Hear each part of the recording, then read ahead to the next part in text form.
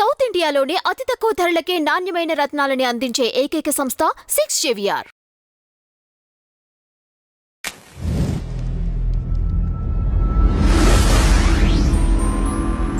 నమస్తే అండి, welcome to our channel. మనతో సినీ క్రిటిక్ దాసరి విజ్ఞాన్ గారు ఉన్నారు. నమస్తే సార్. నమస్తే. ఇప్పుడు 10 కోట్లు డిమాండ్ చేశారు హీరో ధనుష్ గారు. అదేంటంటే నయనతార తన బయోపిక్ అదే మూవీలో ఒక క్లిప్ పెట్టారు ధనుష్ అనేసి ఆయన వేశారు కదా, దీని గురించి చెప్పండి సార్. బేసిక్గా ఇష్యూ ఎక్కడ స్టార్ట్ అయింది అంటే నేను రౌడీనే అనే సినిమాలో నయనతార అండ్ విజయ్ సేతుపతి గారు కలిసి నటించడం, ఆ సినిమాకి ధనుష్ ప్రొడ్యూసర్గా వ్యవహరించడం. ఇప్పుడు నయనతార గురించి మాట్లాడుకుందాం. నయనతార మెంటాలిటీ ఎలాంటిది అంటే, సినిమాల్లో హీరోలకు ఇచ్చే ఇంపార్టెన్స్ హీరోయిన్లకి ఇవ్వట్లేదు అని ఎప్పటి నుంచో తన వాయిస్ వినిపిస్తుంది. హీరోలకి ఇప్పుడు హీరో స్టాఫ్ అంటే అందరికీ ఫ్లైట్లు వేస్తారు, హీరోయిన్ స్టాఫ్ అనుకో హీరోయిన్కి ఫ్లైట్ వేసి స్టాఫ్కి ట్రైన్ వేస్తారు. నువ్వు ఫ్లైట్లో వస్తావు కరెక్టే, హీరోయిన్ అంటే ఏంటి, ఫ్లైట్ దిగి గబగబా వెళ్ళి కార్ ఎక్కి వెళ్ళిపోవాలి. ఆ బెల్ట్ దగ్గర నిలబడవు కదా, నా లగేజ్ ఎప్పుడు వస్తుంది అని. అందరు వస్తారు సెల్ఫీలు గిల్ఫీలు అని, ఇబ్బంది. సో గబగబా వెళ్ళిపోయి కూర్చుంటావు. నీ లగేజ్ ఎప్పుడు వస్తుంది, నీ అసిస్టెంట్తో పాటు ట్రైన్లో రేపు పొద్దునకి వస్తుంది. పొద్దున్న దాకా ఇట్లా కూర్చోవాలి నువ్వు. మరి తొందరగా రావడం ఎందుకు, ఇంకా అదేదో వాళ్ళతోనే రావచ్చు కదా. ఇది వీళ్ళు ఇబ్బంది బా అని చెప్తారు. ఆ రోజంతా వీళ్ళు ఇబ్బంది పడతారు, కావాల్సింది లేక, వాళ్ళు ఎప్పుడు వస్తారో అన్న ఎదురు చూపులు చూడలేక, చిరాకు పొరాకు, మైండ్ అంతా పాడైపోతుంది. అది నెక్స్ట్ డే షూటింగ్లో వాళ్ళకి ఎఫెక్ట్ పడుతుంది, ఆ ప్రెషర్ అంతా. ఇవన్నీ మానసిక వేదన అంతా ప్రొడ్యూసర్ ఆలోచించాడు బేసికలీ. బట్ అందుకని నయనతార ముందుగా ఏం చెప్పుకుంటుంది అంటే, నాకు నా అసిస్టెంట్లందరికీ ఫ్లైటే కావాలి, నా అవసరం అది. నాకు 2 క్యారీ వ్యాన్లు కావాలి, నా అవసరం అది. ఎందుకు 2 క్యారీ వ్యాన్లు? ఓ దాంట్లో ఒకవైపు మేకప్ అవుతాడు, ఇంకోవైపు ఆవిడ సంబంధించిన టిఫిన్ తెచ్చి అక్కడ పెడతారు, భోజనమో టిఫిన్. ఇప్పుడు ఇక్కడ మధ్యలోనే మనము డ్రెస్ చేంజ్ చేసుకోలేము. ప్రొడ్యూసర్కి ఆ రోజు ఆ బట్ట మీద ఏదైనా పడింది అనుకో, ఇటు ఇదంటినా పోదు, అదంటినా పోదు. టిఫిన్ మరకలు పోవు, మేకప్ మరకలు పోవు కదమ్మా, ఏదైనా సరే. ఆ రోజు చాలా ఇబ్బంది. ఇంకా షూట్ క్యాన్సిల్ చేయాల్సి కూడా వస్తుంది అప్పుడప్పుడు, ఇంత పెద్ద లొకేషన్. ఆ కాస్ట్యూమ్ ఏదన్నా అయితే, ఇంకో కాస్ట్యూమ్ లేకపోతే. అందుకు తను ఏం చేస్తాడంటే, కాస్ట్యూమ్కి ఇచ్చే తన గౌరవం ఎలా ఉంటుంది అది మార్చుకోవడానికి ఇంకో క్యారీవ్యాన్ కావాలి.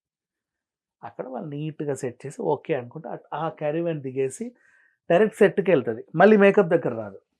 మళ్ళీ మేకప్ దగ్గర రావాల్సి ఉంటే ఆ టవలో గివలో వేసుకొని నీట్గా కూర్చొని ఆ టచ్అప్ లేవో చేసుకొని వెళ్తుంది. ఇది తన అవసరం, తనకే కాదు తన వల్ల ప్రొడ్యూసర్ కూడా అవసరం ఉంది. ఇట్లా తను ముందే అడుగుతుంది. అందరు ప్రొడ్యూసర్లు దానికి సరే అని తలూపే పెట్టుకున్నారు. ఇకపోతే ధనుష్ హీరో కాబట్టి, మేము ఆర్టిస్టులమే, మా తెలీదా ఎవడవసరాలు ఎలా ఉంటాయో, కావాలని ప్రొడ్యూసర్లను దొబ్బడానికి ఇన్ని అవసరాలు క్రియేట్ చేస్తారు. ఏం అవసరం లేదు, ఒక క్యారీవ్యాన్ ఇవ్వండి, వాళ్ళు అడ్జస్ట్ అవుతారు. ఏం అవసరం లేదు, ఇలా చేయండి, వాళ్ళే అడ్జస్ట్ అవుతారు అని చెబితే తను బలవంతంగానే ఆ షూట్ కంప్లీట్ చేసింది.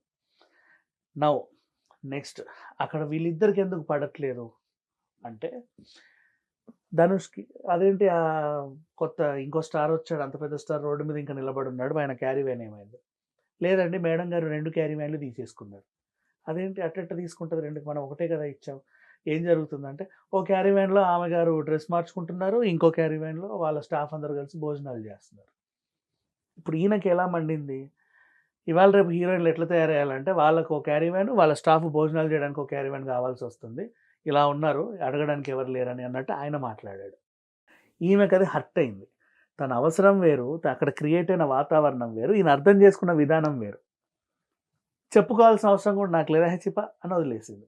ఇంకెప్పుడు వీళ్ళతో పని చేయొద్దు అనుకుంది. చాలా కష్టంగా ఆ లొకేషన్ నుంచి బయటకు వచ్చేసింది. నెక్స్ట్ ఈ సినిమా అనుకోకుండా పెద్ద హిట్. ఎంత పెద్ద హిట్ అంటే అంత పెద్ద హిట్.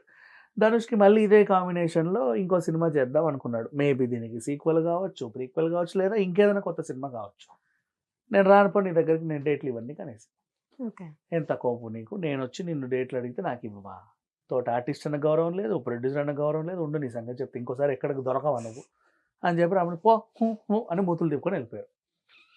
లాస్ట్ చాలా రోజుల తర్వాత ఇంక మాటలు లేవు వీళ్ళకి, ఆయన పనిలో ఈయన పనిలో ఏముంది. నెట్ఫ్లిక్స్ వాళ్ళు ఆనందం తట్టుకోలేక వీళ్ళందరూ బయోపిక్లు తీస్తున్నారు, ఒకరొకరికి డాక్యుమెంటేషన్ టైప్లో. అలాగే రాజమౌళి గారిది కూడా తీశారు, రిలీజ్ చేశారు. వాళ్ళకి అది బాగా నచ్చింది. సేమ్ ఇంకెవరిదన్నా అనుకుంటే నయనతార గారి మీద బయోపిక్ చేయాలనుకున్నారు. ఎందుకు ఈవిడ మీదే చేయాలి అంటే ఈవిడ ఆల్రెడీ 100 సినిమాలు చేసుంది. ఇప్పటికీ హీరోయినే.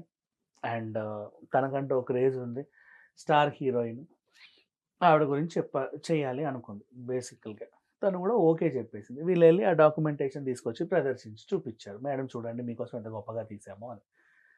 చూసేసరికి ఈవిడ లైఫ్‌లో ఆ సినిమా చాలా ఇంపార్టెంట్, కీలకమైనది. ఆ సినిమాకి సంబంధించిన 4 క్లిప్పులు అందులో ఉన్నాయి. ఈవిడ ఏం చేసింది, సరే ఇది వాడాం కదా! ధనుష్ ఏమన్నా అభ్యంతరం చెప్తాడని దాని ప్రొడ్యూసర్ ధనుష్ కదా! అరే ఒకసారి ఎళ్లి ఓ లెటర్ పట్టుకెళ్ళు, పర్మిషన్‌లు తీసుకురా. ఆ ఒరేయ్ ఎన్ని సార్లు తిరిగినా సరే ఆ ఒరేయ్‌కి పర్మిషన్ ఇవ్వల. ఓకే. ఆ ఒరేయ్ వెనక్కొచ్చేసాడు.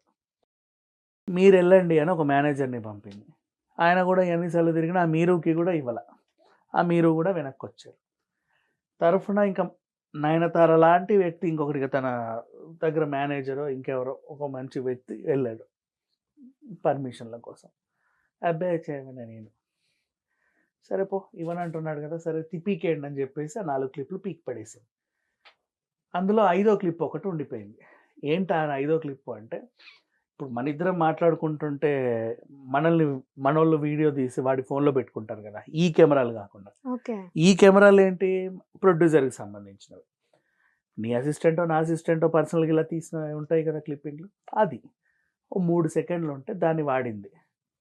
ధనుష్ ఇక ట్రైలర్ రిలీజ్ అవ్వగానే ధనుష్ భూతద్దం పెట్టుకొని ఎతికాడు. ఎక్కడ వాడింది? ఎక్కడ వాడింది? ఎక్కడ వాడింది? అని దొరికేసింది. దీన్ని పట్టుకెళ్ళి నాకు తెలియకుండా నా పర్మిషన్ లేకుండా నా సినిమాలోని 3 సెకండ్లు వాడుకుంది అని చెప్పి కోర్ట్ నుంచి నోటీస్ పంపి 10,00,00,000 పరువు నష్టం దావా ఏసేసాడు. 10,00,00,000 మండింది నయనతారకి. ఇంకా ఏమనలేక అఫ్‌కోర్స్ కోర్ట్‌లో ఏసావు కాబట్టి నేను అది క్లిప్పింగ్ పీకేస్తా. నువ్వు గెలిచావేమో ఈరోజు. కానీ నువ్వేంటో నాకు తెలీదు అనుకుంటూ ఓ 3 పేజీల లేఖ రాసేసి రిలీజ్ చేసింది. ఆ అక్క సంతా తీర్చుకుంది దానిపైన. ఈయన దానికేం రిప్లై ఇవ్వల. ఇక్కడ బేసిక్‌గా ఇద్దరి తప్పు లేదు. నయనతార మెంటాలిటీ ఏంటంటే హీరోకి సమానంగా హీరోయిన్‌ని చూడట్లేదు అని ఎప్పటినుంచో ఆమె ప్రీ రిలీజ్ ఈవెంట్‌లను కూడా బాయ్‌కాట్ చేసింది. పోదు. ఎందుకు పోదు అంటే వాడికిచ్చే మర్యాద నువ్వు నాకు ఇవ్వట్ల. అది. హీరోకి సినిమా కాగానే హాలిడే ట్రిప్‌కెళ్ళేసి వస్తాడు. నెక్స్ట్ సినిమా రెడీగానే ఉంటది. కానీ వీళ్ళకి అట్లా హాలిడే ట్రిప్‌లకెళ్ళి పోలేరు. నెక్స్ట్ ఉంటే దీపం ఉండగానే ఇల్లు చక్కబెట్టుకోవాలని సినిమాలు చేస్తా ఉంటారు. బట్ ఆ మర్యాద దక్కదు. హీరోతో సమానంగా. పేరుకు హీరోయిన్. ఆమె ఎప్పటినుంచో అలా ఫీల్ అవుతానే ఉంది. చాలామంది హీరోయిన్‌లు కూడా నోరిప్పిన దాఖలాలున్నాయి. తాప్సీ కూడా చాలా సార్లు చెప్పింది ఈ విషయాన్ని. సో, ఈమె ఇలా కరాకండిగా ఉండి ఏం చేస్తది, నేను రాను ప్రీ రిలీజ్ ఈవెంట్‌కి ముందే చెప్పేస్తది. మీ ప్రమోషన్‌లో మీరు ఏడవండి నేను రాను. నేనంత స్ట్రెస్ తీసుకోలేను. నెక్స్ట్ డే మళ్ళీ నాకు షూట్ ఉంటది కాబట్టి నాకు అవసరం లేదు. సో, ఈమెకెంత పొగరో అని చెప్పేసి ఒక ఇదైతే ఉంది. అది కూడా క్యాష్ చేసుకొని ధనుష్ అభిమానులు ఆమె మీద దాడి చేస్తున్నారు. నువ్వే ఇలా చేసావు, అలా చేసావు అని. మిగతా వాళ్ళేమో ధనుష్ అర్థం చేసుకుంటే బాగుండని వీళ్ళు. సో, నయనతారకి మెంటాలిటీ ఉంది కాబట్టి, ఆ రోజు కూడా ఏం చేసిందంటే, ఈ ప్రొడ్యూసర్‌తో ఇతనితో ధనుష్‌తో ఎక్కువేం మాట్లాడల. అసల అవసరం లేదనుకుంది. ధనుష్ అలా కాదు. నేనే ప్రొడ్యూసర్ అయ్యి అడిగినా కూడా ఆర్టిస్టులానే ఉన్నారు. వీళ్ళకెంత కొవ్వు అని. సో, ఈ క్లాష్ మనం ఇప్పుడు చూస్తున్నాం. నెక్స్ట్ ఈయన రిప్లై ఏదైనా ఇస్తే అప్పుడు చూడాలి.